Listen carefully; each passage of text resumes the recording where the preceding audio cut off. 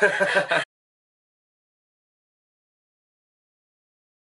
everyone, welcome back to our channel. We're the Movie Couple. I'm Dustin. I'm Wendy. And here's our review for Star Wars: The Last Jedi. None spoiler. No, there will not be any spoilers in this review, which means we're going to have to keep it short because I feel like if we dive into any sort of story detail, people are going to get mad.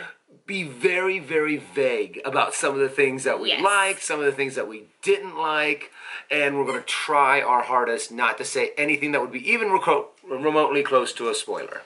Also, if you want to hear us talk all about spoilers, we're going to put that review up on our Patreon. So we will share the link via our Twitter and Facebook once that is up. But it's going to be a much longer review, much more in-depth, because we can just talk about whatever we want to talk about. All right, Dustin, you're up.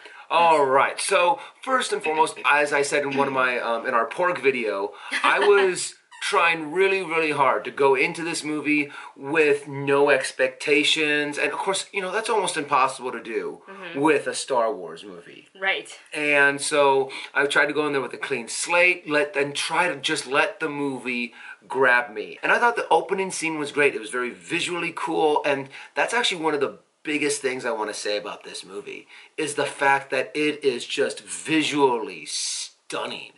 And the colors and the sets and the good mixture of CGI and practical effects, I thought was just wonderful. Yeah, I totally have to echo your thoughts here. And in my initial reaction and thoughts video, I actually didn't talk about that opening crawl, which I'm not going to tell you what it says, but the fact that it's hard, what you said is it's hard to go into a Star Wars movie without any expectations because it's freaking Star Wars. How do you not go in, and how do you not get overwhelmingly excited when you see In a Galaxy Far, Far Away, and then it's just and that fanfare comes up, and then the yellow word starts, you know, the crawl starts, and you're just like, I'm so excited. And then they always do the pan down through space. I love that they're consistent with that. But yeah, the opening scene is fantastic. I'm basically going to echo your thoughts here.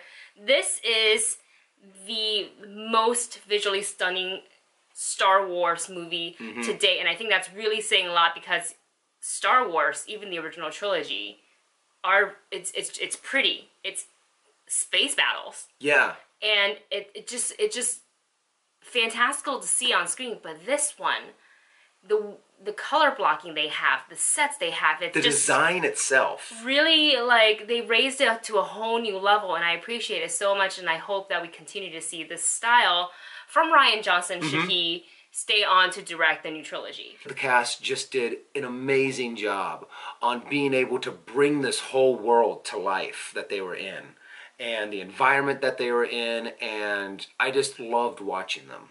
My favorite thing, because you're talking about the cast, is that I feel like in The Force Awakens we saw less of Poe, we saw more of Rey and Finn and Han Solo, you know. I feel like in this one, every character got almost equal amount of time on screen. I want to say almost because there are a few exceptions, but I want to say almost.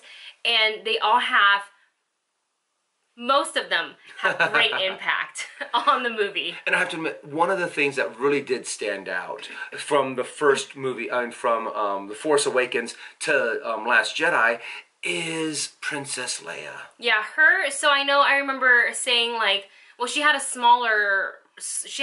less screen time in The Force Awakens, and everybody was kind of like, oh, her acting she hasn't acted in a long time.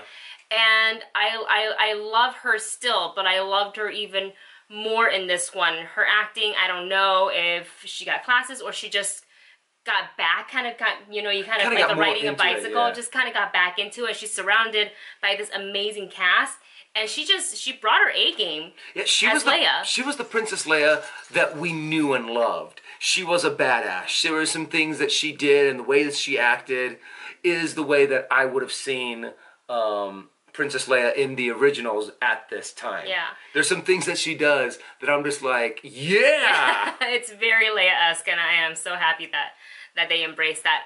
Since we're talking about Leia, let's talk about her brother Luke. Mark Hamill is back in this movie, and thank God we get to see a lot more of him than just him staring at Rey, who's trying to hand him the lightsaber. To where he actually has some lines in this movie, Yeah. and they actually start going into a little bit more into the past, and they tell you a little bit more on why he's on the island. He's on the island.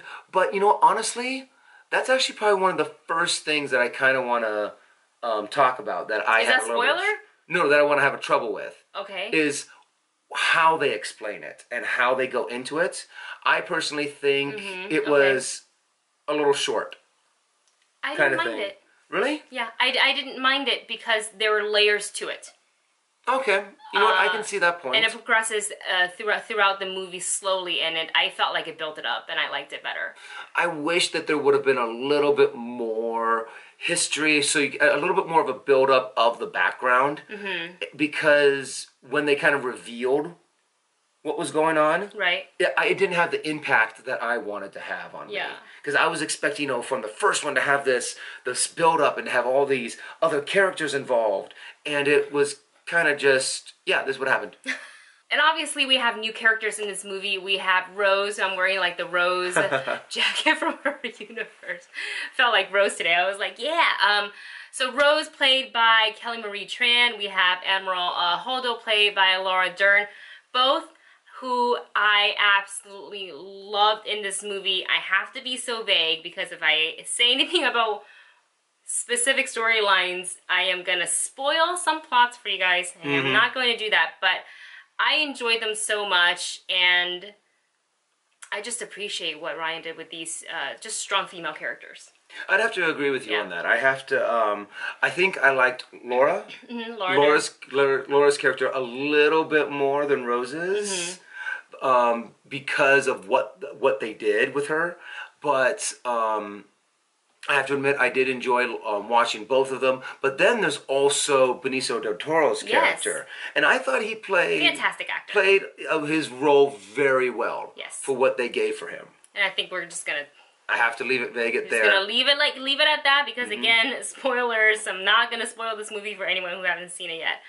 One more big kind of thing that bothered me was pretty much the middle act. Oh my god, I'm so happy you brought that up. Like it like completely escaped my mind because I'm so tired. Because they've done this in a couple different Star Wars movies where they have like the main storyline and then, you know, they have this side storyline.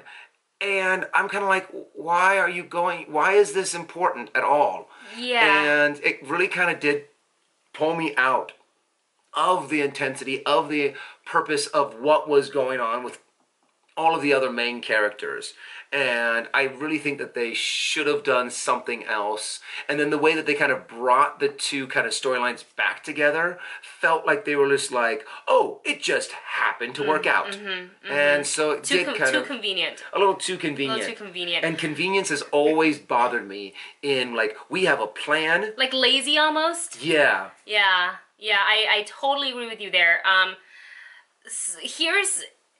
not going to talk about that storyline because, again, spoilers, but if I had a penny for every time I myself said, because spoilers, I guess we talk about pacing, is I feel like the movie has a very strong first act and a very strong third act.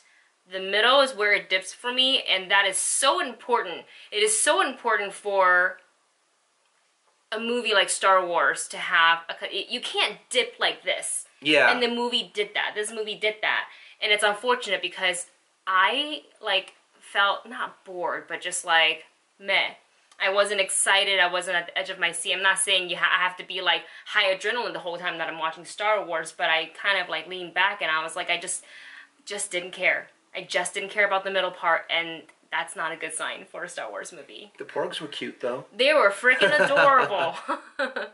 So everyone, that's our review for Star Wars. If you've seen it, please don't put any spoilers down into the comment sections. Leave it nice and clear until people get a chance to see it. Yeah. But if you want spoilers, we'll be putting up our spoiler review up on our Patreon page, so please check it out. And if you want to donate something, we would highly appreciate it. Or not, just be able to share the video. We gotta give our rating.